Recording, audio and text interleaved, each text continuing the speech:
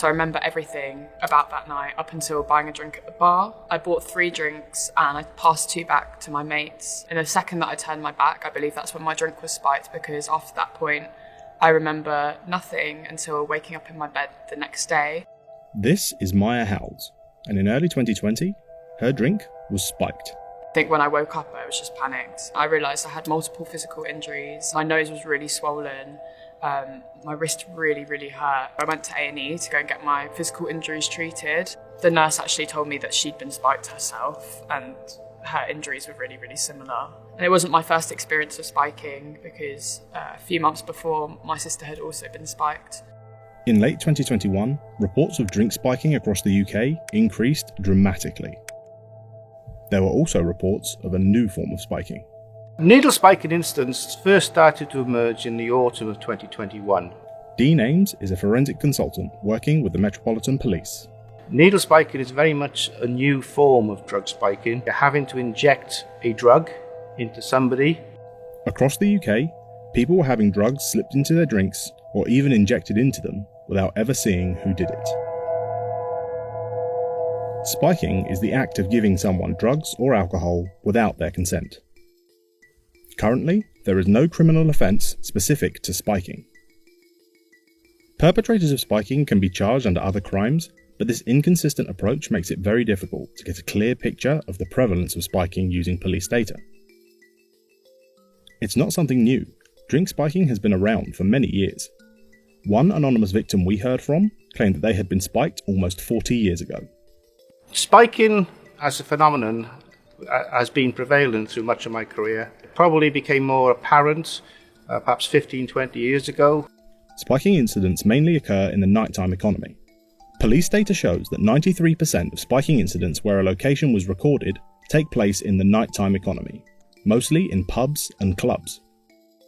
Our own research supports this, with over 3,000 people having witnessed or been a victim of spiking in a nightclub. Spiking's impact on victims can be life-changing.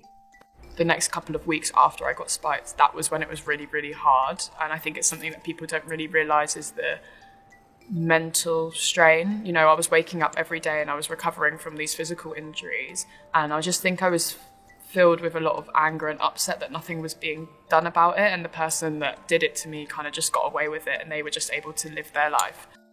In Avon and Somerset between 2016 and 2021, there were 486 reports of spiking. 27 arrests were made, but no cases ever made it to court. From our research, it's clear that reports of spiking rarely lead to convictions. It's not an easy investigation by policing. It's very much dependent on what CCTV can record and any witnesses that have witnessed that action. Spiking cases can be reliant on CCTV in nighttime venues. This reliance is due to the fact that spiking is hugely underreported. It didn't really occur to me that I'd had my drink spiked until I finally saw a nurse and she told me that that's what she thinks has happened to me and it was too late to run any tests. I felt really, really lost and alone, as you would, because it kind of just felt like nothing was going to be done about it. Many victims feel that by the time they realise they had been spiked, they're too late to report it to the police. The best time window to take a urine sample is within 12 hours. That will offer the best opportunity to detect virtually any drug that may have been administered. The next suitable window is within 24 hours of a drug being administered. That will give a very high confidence of detecting most of the drugs that could have been used. Once we go beyond 1 to 3 days, many drugs could still be detected, but not all. And then once we go on to about 4 to 7 days, we're unlikely to detect virtually all drugs, but there are some which can still be detected. Unfortunately, urine testing alone isn't enough to build a strong spiking case. The sooner the incident is reported, the more likely it is that police will be able to gather evidence at the scene. I think the key problems with reporting spiking are that no one really knows where to turn to. There's not really a set space to report that you've been spiked. But also I think there's a lack of trust in the police force themselves. A lot of people don't want to put themselves through the process of reporting because it's already been traumatic enough as it is. And I speak to a lot of victims who just don't think they're going to be believed, and that's why they don't report it. A recent poll by The Independent found that 4 in 10 women don't think the police will take them seriously.